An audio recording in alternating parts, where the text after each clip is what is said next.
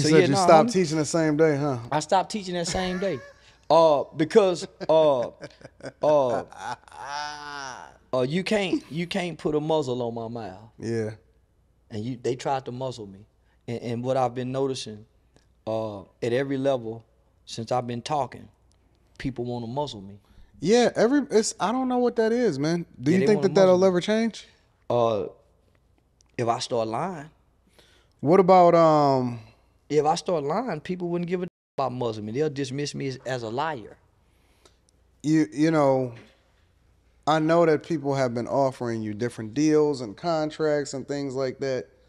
Is a part of what come with those deals, cuz I know that like with rappers and It's stuff like silence. that, It's silence. so they're trying to give you some money to silence you. To put me in a contract, to put me in a box, where I don't freely speak anymore. So you don't never take the deals then. Nah, because what'll happen is, if I take a deal, they'll franchise all my videos, and then at some point they own the rights to me. Yeah. So this what I've learned, and I'm not gonna say any names. Yeah, for sure. But this what I've learned about boxers and athletes and rappers. They don't own their names. They don't. They don't. They really don't. When you become so big, homie, and you go to signing contracts, at some point you lose ownership to your government name. That's why Ike Turner was saying, "God, like that's my daddy's name. They can't have that." She I'm bad. Can't have Turner because they want to own that name. And there's a lot of people fighting to own my name, homie. At this point, alive, I've surpassed 1 billion views. It's only gonna be more. Yeah, It's gonna be exponentially more. yeah. So I'm blind man shuffling. And let me show you what blind man shuffling looks like. I've been going through life. No man have ever gave me no instructions. I've been having my mother's voice in my head, doing this through life. Just feeling my way through life. I don't know where I'm going. I don't know what I'm doing. Hoping I don't touch nothing to get me. Hoping I don't get hit. I've been blind man shuffling. I'm trying to figure life out. I ain't know nothing about being no father when I had a son, then a daughter. All I knew is I wanted to be present. I wanted to get this little boy something that I didn't have, a man he can touch. Yeah. I don't care about being good or bad. I want to be present. Yeah. And my fight was to be in the kid's life so he can touch me. Wake up in the morning, pull the eyelid open, touch his eye to see which eye real. Which eye real, Daddy? Boy, God, stop me. Boy, you put your finger in my eye. Get down, you know. I wanted that, homie. And so in the process of wanting to be present, not wanting to be a good father, I just wanted to be a present father. I figure good out later. Yeah. I figure being good out later. Or if I'm bad, but I'm gonna be present. So in the process of figuring that out, homie, I said, well, you can't go to jail. That's where the desire to leave the streets came from. My desire to be a present father.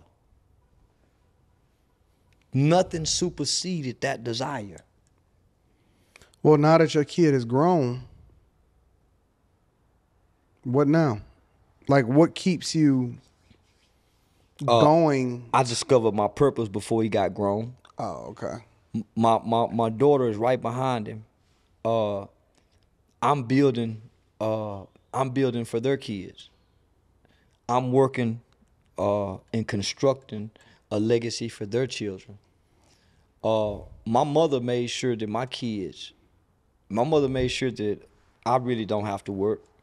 My mom made sure my kids are well taken care of based on my mother. Yeah. It helped me take care of them. My sister have had children. That's because of what my mother did. So she took care of her children's. And if my son was to have kids, my mother's reach would take care of his children. So me, my son, and if they had kids, so Their her son. children's children. Yep. So not only that, my mother reached take care of my aunt's children. So my mother have built some generational wealth for us. If my mother got insurance policy on all of us, Eh. on all of us. My brother been in prison for 30 years. My mom got an insurance policy on that. Jesus. So I'm working now because I discovered a purpose, a God-given purpose.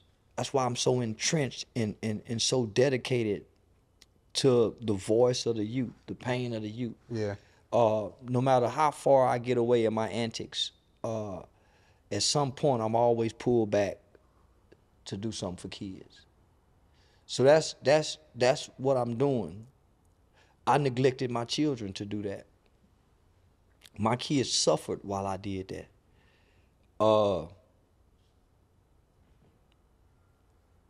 As Dr. King kids did, as Malcolm kids did, as Julio Cesar Chavez kids did. If you study any of these guys, they children felt neglected. They children felt rejected. They children suffered.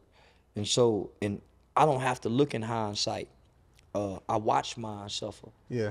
Dad, can we go get some ice cream? Y'all stop always asking me for something. Well, I'm really mad because I ain't got it. I'm really mad because I ain't got it. So I'm happy that I got it. Yeah. But I got it the right way. Daddy stayed down for what he believed in. Daddy stood on his constitution. Yep. So now when I pick my daughter up in that new Jag and I say, baby, let's go to the mall and get anything you want. And she called her brother and said, Daddy, he took me to the mall and said he can get anything he want.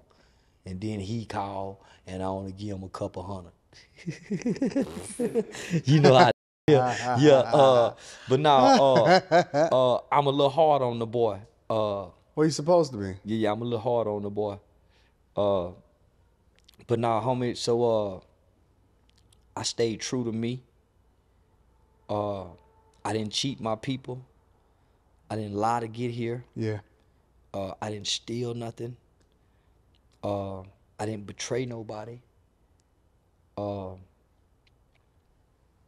I make it my business to sow seeds and give some money as I travel out and around the country to what I perceive to be the least of those.